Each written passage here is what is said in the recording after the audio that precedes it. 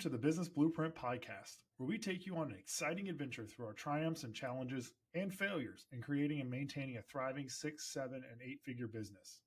Get ready to dive into our strategies, decisions, and yes, even valuable lessons we've learned from our missteps. But that's not all. We'll also bring you industry-leading guests who will provide you with their priceless insights and wisdom. Stay tuned because the captivating journey of the Business Blueprint begins right now. So, in doing that, how many, you talked about the administrative side of it. How long did you have to spend, reconciling trust accounts and going back through software? Yeah. I didn't sign up for a lot of software right off the bat. So it was a lot of Excel spreadsheets and, different systems like that I was just manually having to keep up with. And, one thing about being on your own is that you can really understand your finances and understand the ins and outs of every single dollar that you spend. And so I just had all kinds of Excel spreadsheets. That's how I managed my trust account. That's how I managed my expenses, planned my budget. All of that was just directly on Excel spreadsheets. And that's something that kind of looking back, I almost miss now. Because it's a little bit harder once you sign up for different services and software that's supposed to track things for you, but you also don't like feel it and see it as clearly as when you're sitting there typing in, $2 for parking at this place and $5 on Staples or whatever it is, right? You feel it and you track it a little bit better when you're having to do that for every single little dollar that you spend. And talking about expenses, one of the most important parts is how much income you make. How did you decide what pricing to charge people? I kind of just looked around at what I knew the market rate was, quote unquote. And so from working in a couple of different law firms, I knew what their hourly rates were and, what their experience level was and all of that. So that kind of gave me a framework of understanding, okay, within this market, I can be within this kind of range. As a newer attorney, you obviously want to be a little bit lower because you don't have that 30 years of experience to fall back on. But I think I landed somewhere in kind of the lower quadrant of the market rate at the time. And with a lower overhead, you can charge a little bit of a lower rate and still have a decent profit, have a good margin.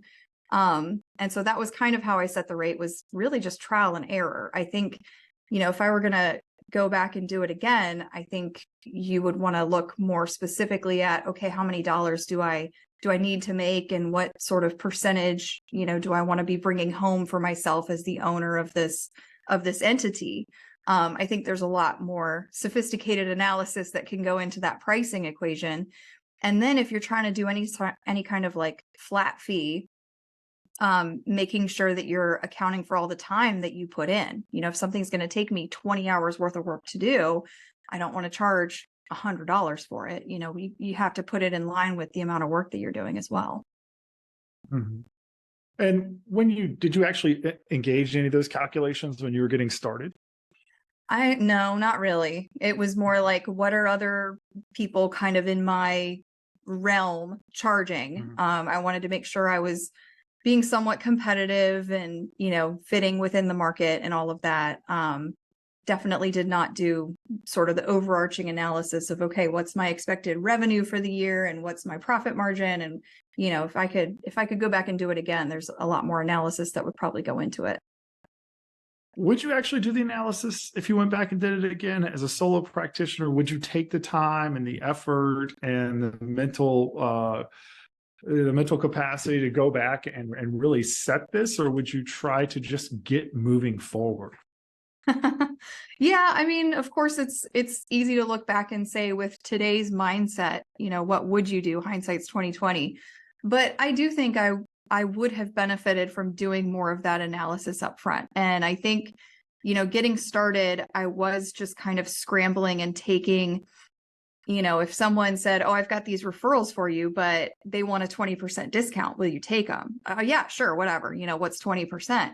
Well, when you actually carry the math out, 20% is pretty huge, and you have to increase your volume drastically in order to hit the same profit margin. And so I do think there's scenarios like that where if I had done a little more analysis on the front end, I would have avoided situations like that. I would have avoided, there's some competition for like doing flat fee, really uncontested cases and things like that. And it's just a race to the bottom. You end up putting in a lot more time than it actually ends up being worth to you at the end, versus if you focus on other types of cases, other types of clients, you can, work less and profit more. So I do think that it would have benefited me, long term if I had avoided some of those situations.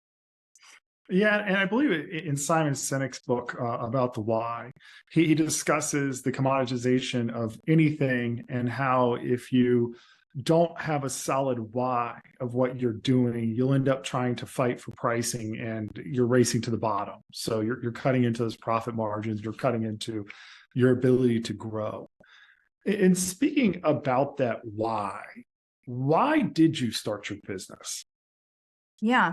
So initially it was kind of twofold. So I worked at a couple of different law firms, had some okay experiences, but had this feeling like I wasn't really getting to practice law the way that I wanted to. I wasn't really getting to advise clients the way that I thought they should be. It felt a little like clients were getting pushed into settlement agreements. Clients were getting pushed into situations that they maybe didn't want, didn't really line up with their goals. And so one of my initial goals for myself was just to be able to practice law the way that I wanted to, the way I felt like it should be practiced. And so that's something that still carries on to this day. We really try to be a client-focused organization, and that has to do with keeping in communication with your clients, but also letting your clients steer the ship. I can tell you all day long, this is probably what's going to happen in your case, or, you should do this or you should do that. But it's ultimately their life, right? It's their children, it's their finances, it's their house, it's their everything.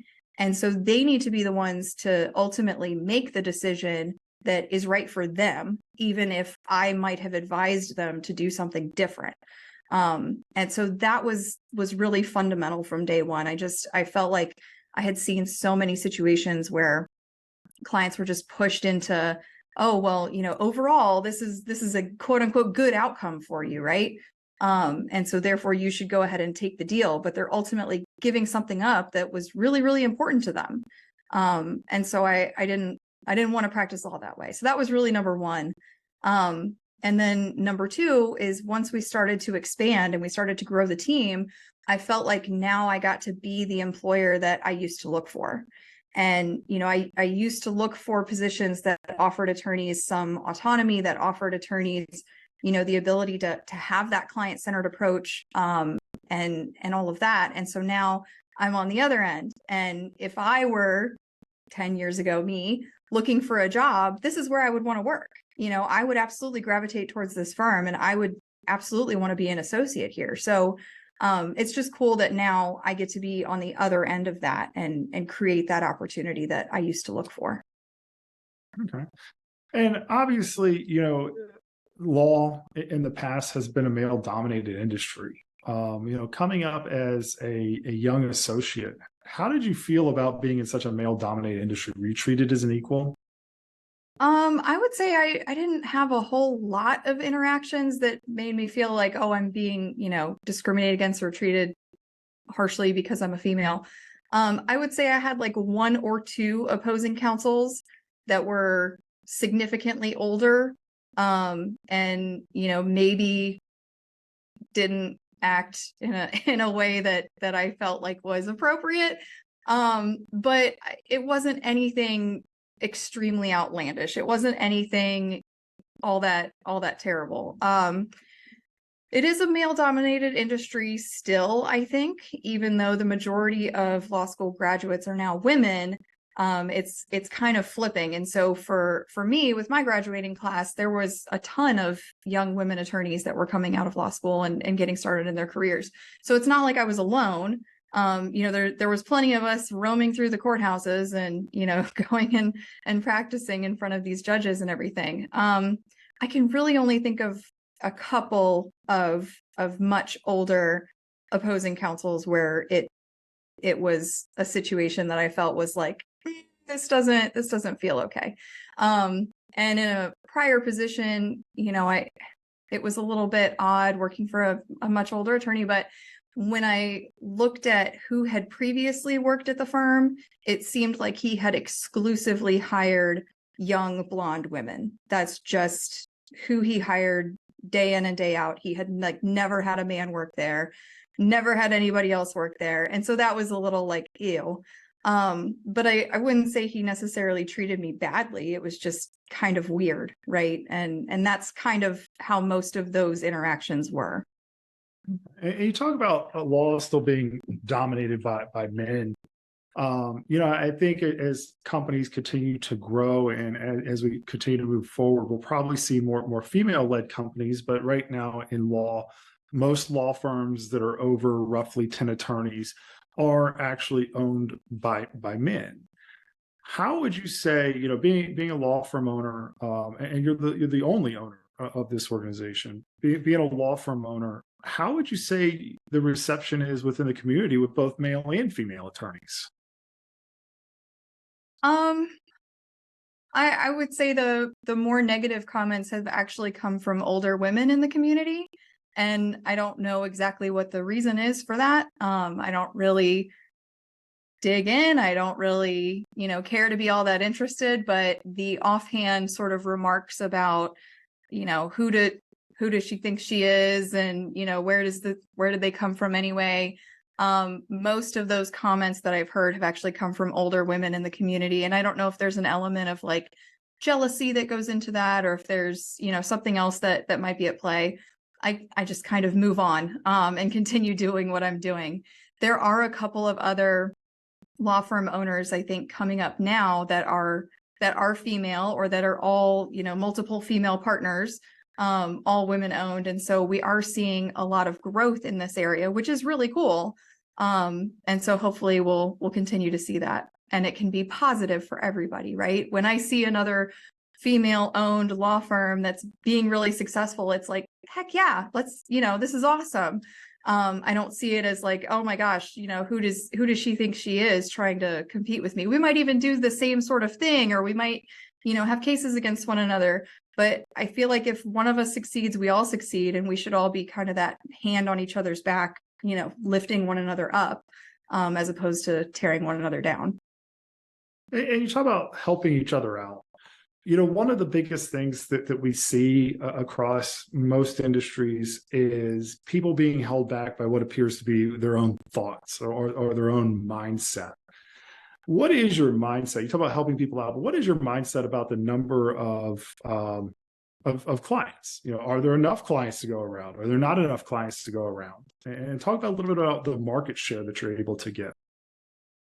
Yeah, I am a big believer that there is more than enough business in this industry. And, I'm happy to send referrals out when we've got way too much volume coming in, and, let me make sure I pass you along to somebody I like who does good work, who's, going to take care of you properly and do your case the right way. And so that's really how I view it, is like, let's kind of all bring the industry up. Let's all bring the profession up to our standards of practice. I'm not here to necessarily take over every family law firm in town. But I hope that, by practicing the way that we practice, by focusing on our clients the way that we do, we're going to encourage other firms in the area to do the same thing. And then when we have opposing counsels on these cases, realistically, as a divorce law firm, we can only handle 50% of the clients anyway, right? I can't take 100% of the clients, because I just can't. So I want others in the market to do the same sorts of things that we do. I want them to also march their cases forward. I want them to also advocate for whatever's really important for their client, because at the end of the day, we all will do better. If we all practice in the same way, and if we all make sure the clients are taken care of appropriately.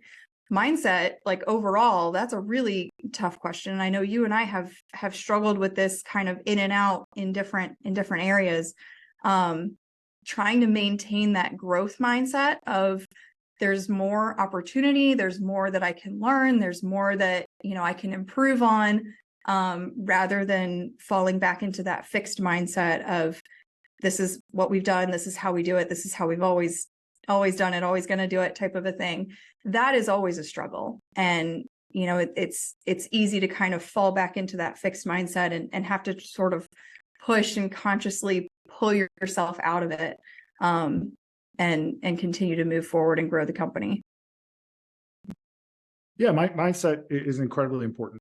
Day in, day out, there are days that you sit back and say, hey, I've got a growing organization that is growing hundreds of percent year over year, but I'm tired. I don't want to answer another email. I don't want to answer another question. One of the things that is always hard is, how did you know that you had grown so much that you can no longer do it by yourself? That is a tough one. So in the end of 2020, when you first joined me, we both were kind of struggling through this growth mindset of, now we have all this opportunity in the world in front of us. What are we going to do with it? Which way are we going to go with it? And so I think it was the beginning of 2021, just trying to mentally get a handle on hiring our first employee. And we're both very financially conservative, and we both had this mindset of, okay, we have to have this person's like complete yearly salary in the bank on day one before I ever hire them, because I want to have that like financial cushion.